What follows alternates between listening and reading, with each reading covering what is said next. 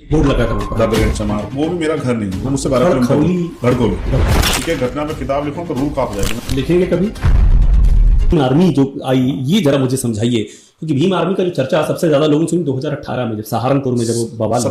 17 में तो आप अरेस्ट 17 में तो मैं जेल चला गया। आप जेल चले गए थे। हाँ, तो ये जो उस समय भीम आर्मी की बड़ी चर्चा हुई, आपने कब ये बनाई और ओरिजिनली किस बात के लिए बनाई? 2013 में जब मेरे फादर चले गए 11 जनवरी को, उससे पहले मैं अपनी जिंदगी को जीता था, मेरे बहुत सारे सपने थे, लेकिन 12 जनवरी को मैंने तय किया कि मेरा पूरा जीवन जो है इस जो गैर बराबरी है उसके खिलाफ लगेगा पूरा जीवन। ठीक है, मेरे पिता मेरे हीरो थे, और जब मैंने अपने हीरो को खोया तो मैंने तय किया कि मैं आज से अपने लिए नहीं जीऊंगा। तो मैंने इस संघर्ष को शुरू किया। 2014 में बहुत शानदार शख्सियत हमारे जो लीडर हैं विनय तंत्री जी, उनसे मेरी भेंट हुई।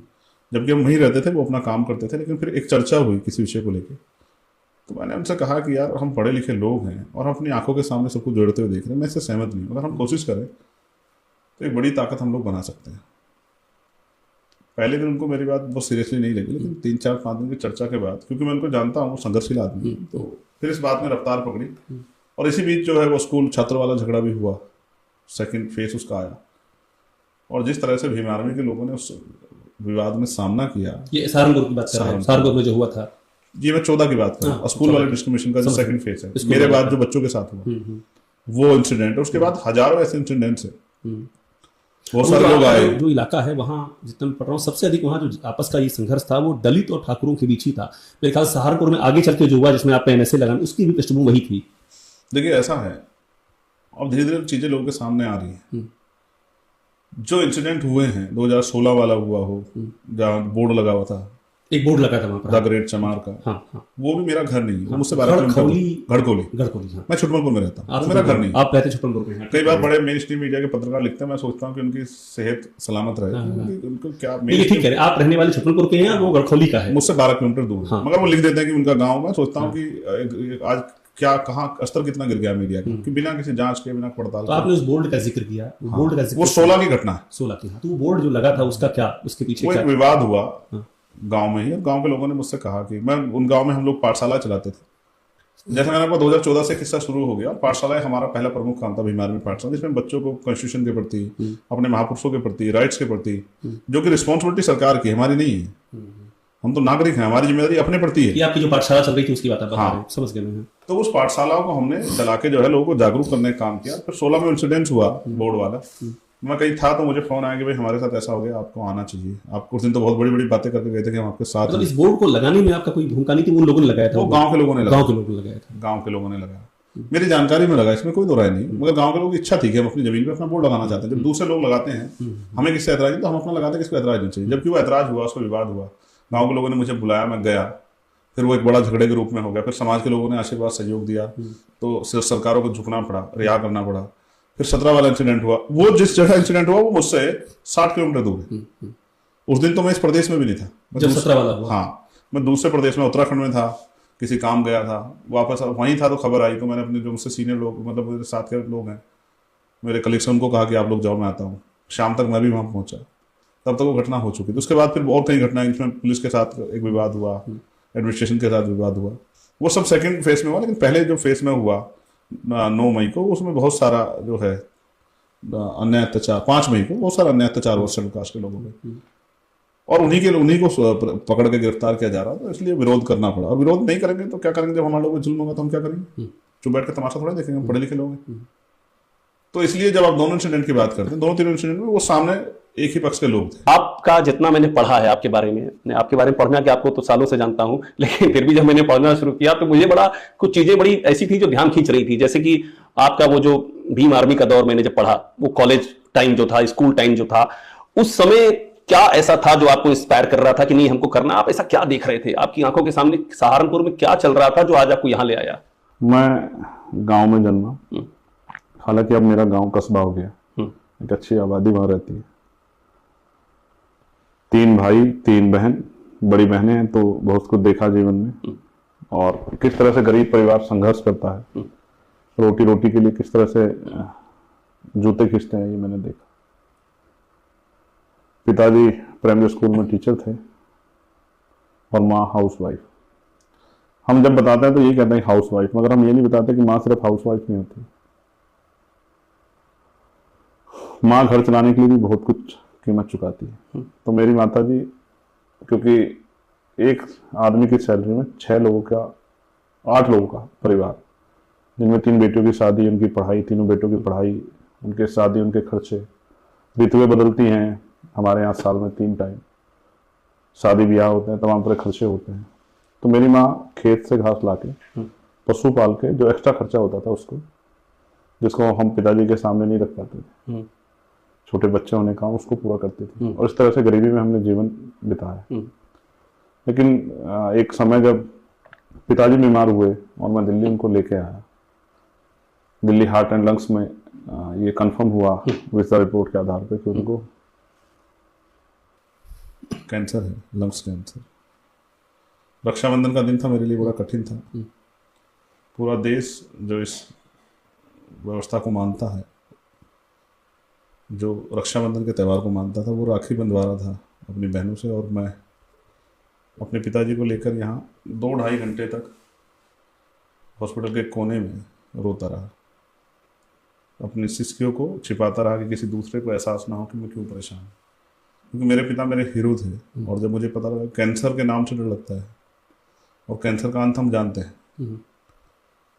जैसे आपको ये पता होता है कि आपकी मंजिल एक जगह निश्चित होती है कि वहाँ आपको पहुँचना है, और आप चल दी हैं, तो ये होता है कि घंटे शेष होते हैं कि इतने घंटे बाद पहुँच जाएंगे। तो मन में उम्मीदें होती है कि इसके बाद क्या, जैसे कोई बहुत दिनों बाद घर लौट रहा हो, या कोई अपने घूमने के लिए कहीं जा रहा हो। तो जब कैंसर हुआ तो मुझे एहसास हुआ कि अब ज़्यादा दिन पिताजी हमारे बीच नहीं रहेंगे। उस बीच में जो मैंने झेला, जो खामियां मैंने देखी, कास्ट फैक्टर, ये वो सब चीज़ें एक जगह तक है मेरी लाइफ में, लेकिन गरीबी भी एक बहुत बड़ा विषय है जिसको नकारा नहीं जाता। मेरे पिताजी का ऑपरेशन होना था, लेकिन हम पे इतने पैसे नहीं थे कि हम ऑपरेशन करा पाए। पिता के ऑपरेशन के लिए पैसे नहीं थे आपके पास? किस सन की बात होगी? ये 2011 की बात है। 2011? हाँ, मतलब पिछला दशक अभी। हाँ। फिर पैसे के साथ जब मैं उनको यहाँ दिल्ली हार्ट एंड लंग्स में कंफर्म हुआ तो एम्स लेके गए। मेरे भैया भी साथ हैं, वो उत्तराखंड में हैं सचिवालय में, वो भी मेरे साथ थे। हमने कोशिश की कि वो यहाँ भर्ती हो जाए, लेकिन यहाँ एम्स की, और आज भी बहुत कुछ नहीं बदला है। आज हम सांसदों के लेटर लिखते हैं तो वो लेटर वहाँ फाड़ के डस्टबिन में डाल दिया। एडमिशन क्यों नहीं मिल पाया पिताजी को आपके एम्स में? क्योंकि एम्स में एडमिशन, वो उसके लिए सोर्स की जरूरत है, आपके पास पॉलिटिकल पहचान होनी चाहिए। अगर एम्स से बाहर कहीं कराना चाहते हैं तो इतने साधन आपके पास होने चाहिए कि आप पे ATM हो, कि आपको अपना घर ना बेचना पड़े, आपको कर्ज ना लेना पड़े, जमीन गिरवी ना रखनी पड़े। तो जब मैं ये नहीं करा पाया, उस दिन मेरे मन में चिंता हुई, क्योंकि मैं चाहता था मेरे पिताजी जिए। और जब 11 जनवरी 2013, क्योंकि जनवरी आने वाला है, और जिस दिन 11 जनवरी आएगा उस दिन, वो दिन ऐसे होते हैं कि मेरे लिए खुद को संभालना, जबकि मैं संभाल लेता हूँ, बहुत बहादुर जिम्मेदार हूँ, लेकिन मैं कष्ट में होता हूँ। तो 11 जनवरी 2013 जब मैंने अपने पिता को खोया, उस दिन मैंने तय किया था कि ये लड़ाई किसी के भरोसे नहीं छोड़ी जा सकती, कोई और आके लड़े। जिस तरह से यहाँ गरीबों की बेकदरी हो रही है, और गरीब अपने परिवार के लोगों को आज़ादी के 70 साल बाद भी आत्म 75 में प्रवेश कर गए। लेकिन उस समय 60, आप समझिए कि 60 साल के बाद भी अगर किसी के सामने सिर्फ पैसे की कमी कारण किसी की जान चली जाती है, अपने परिवार किसी चहेते की, तो ये अच्छा नहीं। वो मतलब एक टर्निंग पॉइंट था, टर्निंग पॉइंट पिताजी का ना रहना। हाँ, पिताजी का 11 जनवरी 2013। हाँ। एक बात ये रही। दूसरा एक पहलू जो मैं पढ़ रहा था आपके बारे में, आपने क्या ऐसा झेला, चंद्रशेखर क्या झेल रहे थे? मैंने पढ़ा, मैं आपको बता दूं, कोई AHN ऐसे कोई कॉलेज था वहां, AHP इंटर कॉलेज, वहां भी हमने ऐसा, मैंने पढ़ने में आया, कास्ट क्या था वो जिसने आपको ट्रिगर किया कि नहीं अब फ्रंट पे आना है हमको? देखिए, मैं सच तो ये है कि अभिषेक भाई, आज उस पर इसलिए चर्चा नहीं करता हूँ कि मैं उस चीज़ों को बहुत पीछे छोड़ा है। लेकिन आप और मैं क्योंकि भारत में है, तो इस देश में जाति है, और जाति कभी जाति नहीं है, जाति हमेशा रहती है। ये देश की कटु सत्यता है। तो जाति के आधार पर डिस्क्रिमिनेशन तो है, कुछ लोग उसका प्रिविलेज है। हालांकि जिससे भी आप मिलोगे कहेगा नहीं हम तो जाति मानते नहीं है। लेकिन मैंने किस्सों कहानियों में सुना है कि जोड़ी ईश्वर बनाता है, लेकिन यहाँ तो जोड़ी माँ बाप तय करते हैं, समाज तय करता है, पिता तय करते हैं, दादा तय करते हैं, और वो फिर वो जोड़ी पता नहीं क्यों उसी जातियों में होती है जब माँ बाप की मर्जी से होती है। कुछ लोग इससे बाहर जाके बियॉन्ड द लाइन करने लगे हैं, लेकिन उसको समाज बड़े पैमाने पर, समाज छोड़िए, पहले परिवार भी स्वीकार्यता नहीं दे पाता। तो ये सब बातें किस्से कहानी में अच्छी लगती है, लेकिन आज भी जाति व्यवस्था है, लोग जानवरों से प्रेम करते हैं और इंसानों से नफरत करते तो हैं। ये हुआ था आपके साथ उस समय? हाँ, मैंने स्कूल टाइम में ये लाइफ झेली है, देश में व्यवस्था है, ये मैंने झेली है खुद में। और लेकिन जब इसी स्ट्रक्चर के बीच में, इसी समय के बीच में, जब हमारे गरीब वर्ग के बच्चों पे ताकतवर लोगों ने जुल्म किया, तो उसके खिलाफ भी हमने एक बहुत बड़ी लड़ाई लड़ी, बड़े मुकदमे, बड़े आंदोलन। आप बहुत क्लियर कह रहे हैं, ताकतवर लोगों ने जिक्र किया, आप ताकतवर लोगों के करके उसको, जिनके पास सत्ता है वो ताकतवर, वो किसी भी जात के हो। नहीं, जाति से सत्ता नहीं आती। इस देश में जो सिस्टम है वो सत्ता देता है। जिनका मीडिया पे कब्जा है, जिनका रिसोर्स पे कब्जा है, आबादी तो यहाँ बहुत सारे लोगों की बहुत सारी है, जिनका जुडिशरी पे कब्जा है, जिनका एडमिनिस्ट्रेशन में कब्जा है, जिनका यूनिवर्सिटियों पे कब्जा है, जिनका पार्लियामेंट पे कब्जा है, वो लोग ताकतवर लोग हैं। और जो ताकतवर है वो ताकतवर है ही।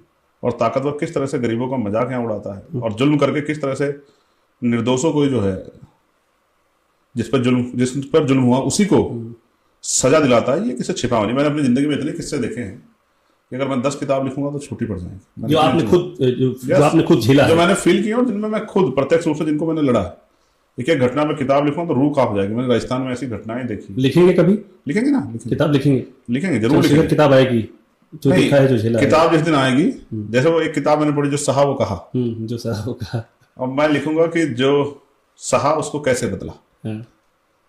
वो सड़क से लेके और ये संसद तक का सफर एक सफर है, लेकिन इसके बाद भी जो एक फोर्स खड़ी हुई है, जिसको भीम आर्मी